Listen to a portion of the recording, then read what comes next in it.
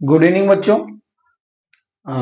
इस वीडियो में हम आपका ए थिंग ऑफ ब्यूटी पोयम का सेंट्रल आइडिया पढ़ेंगे और बड़ी इंपॉर्टेंट पोयम पोयम मैंने ऑलरेडी पढ़ा रखी है मेरे चैनल पर।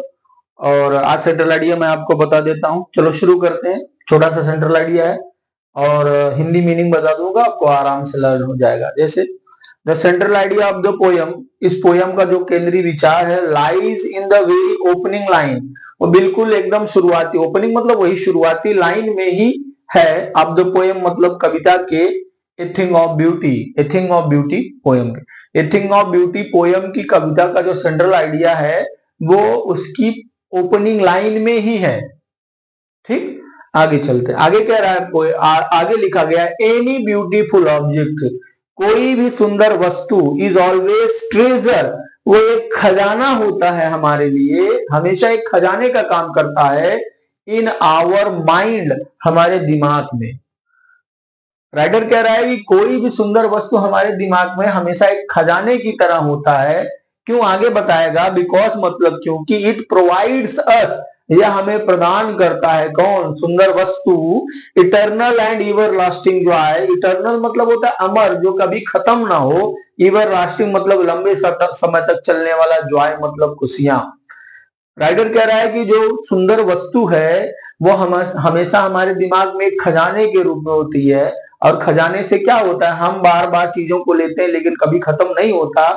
तो वैसे हमें बार बार क्या मिलता रहता है, जॉय, और वो खत्म नहीं होता। इसलिए क्या कह रहा है, beautiful thing is always like a treasure in our mind, हमारे दिमाग में खजाने के रूप में होता है।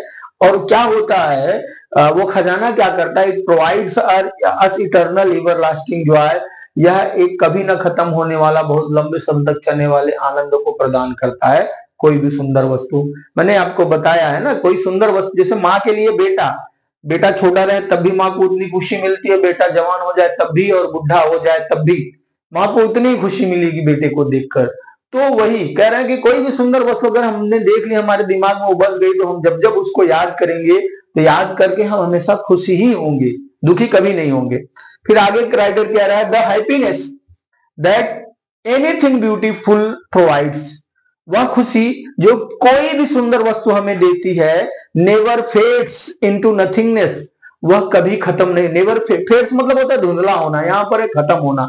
तो वो जो खुशी है ना, कभी भी खत्म नहीं होती। इनटू नथिंगनेस मतलब, नथिंगनेस मतलब होता है बेटा अंधकार, या आपके नथिंग, नथिंग मतलब कुछ भी नहीं, कुछ भी नहीं मतलब अंधकार, खत्म होना, समाप्त होना। तो कोट करें, the happiness that anything beautiful provides, वह खुशी जो कोई भी सुंदर वस्तु हमें प्रदान करती है, नेवर फेड्स इनटू नथिंगनेस, वो कभी भी समाप्त नहीं होती, बट मल्टीप्लाइज, लेकिन वो बढ़ती जाती है। मैनी फोल्ड मतलब अनेक प्रकार से। वेन एवर मतलब जब कभी भी। इट रिटर्न्स, वह वापस आती है। इन आवर माइंड मतलब हमारे दिमाग में। पोएट कह रहा है, कोई भी सुंदर वस्तु हमें जो खुशियां प्रदान करती है, ऐसा नहीं कि वो समाप्त हो जाएंगी समय के साथ, नहीं, हम जब जब याद करेंगे उससे जुड़ी खुशी क्या होगी, बढ़ती चली जाएगी। फिर आगे क्या होता है, beauty in what ever form it may B, सुंदरता चाहे जिस रूप में हो। वट एवर मतलब चाहे जिस, फॉर्म मतलब रूप में।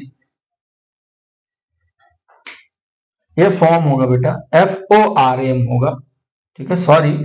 Beauty in what ever form it में बी, सुंदरता चाहे जिस रूप में हो। फाउंड मतलब पाया जाना। Beauty in what ever form it में बी फाउंड, सुंदरता चाहे जिस रूप में भी पाई जाए। इज एन इटर्नल जॉय, यह एक अनंत खुशी होती है। टू ह्यूमंस मतलब मनुष्यों के लिए। बिकॉज मतलब क्योंकि। इट ऑफर्स ह्यूमंस, यह मनुष्यों को ऑफर करती है, देती है। द कंट्रास्ट अपॉर्चुनिटी, कंट्रास्ट मतलब विरोधी, विपरीत, अपॉर्चुनिटी मतलब मौका, अवसर।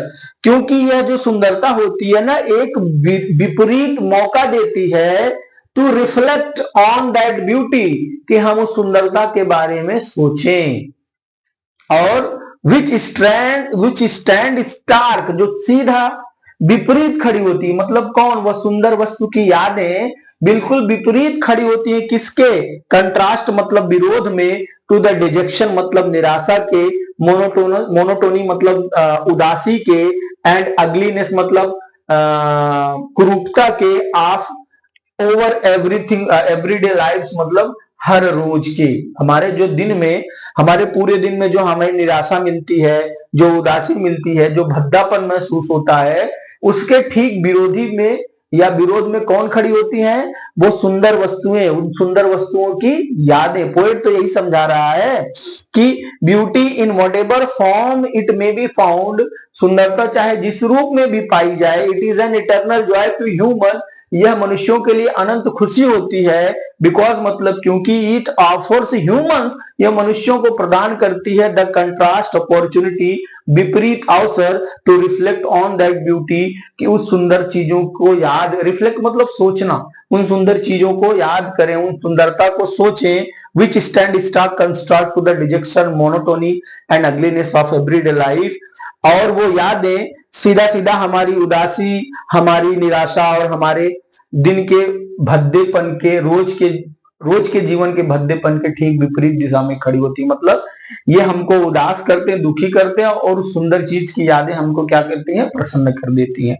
फिर आगे पोएट राइटर कहता है, इन spite of all the difficulties and suffering, in spite of मतलब के बावजूद, ऑल डिफिकल्टीज मतलब सारी परेशानियों, एंड सफरिंग मतलब सॉरी ऑल डिफिकल्टीज परेशानियां, एंड सफरिंग मतलब आप कह सकते हो वो भी परेशानियां हैं, ये परेशानी हो जाएगी कार्य में, सफरिंग मतलब बीमारी उमारी के कारण, ठीक है, सफरिंग मतलब परेशानियां समझ लो। In spite of all the कठिनाई और परेशानी, सॉरी मुझे वर्ड नहीं याद आ रहा, सॉरी बेटा, इन spite of all the difficulties and suffering, सारी कठिनाई और परेशानियां दैट ह्यूमंस फेस, जिसका कि मनुष्य फेस मतलब सामना करता है, उन सारी कठिनाइयों और परेशानियों के बावजूद ब्यूटी हैज द एबिलिटी, सुंदरता में योग्यता होती है, क्षमता होती है, टू प्रोड्यूस हैप्पीनेस, कि वह खुशियां पैदा करे, आपको खुश कर दे। हमारे जीवन में जो कठिनाई और जो परेशानी है, उसके बावजूद भी सुंदर वस्तु में ये क्षमता होती है कि हमें क्या कर दे? खुश कर दे या प्रसन्न कर दे। तो बेटा ये थी central idea. Hope you all have understood beta. Good night, take care.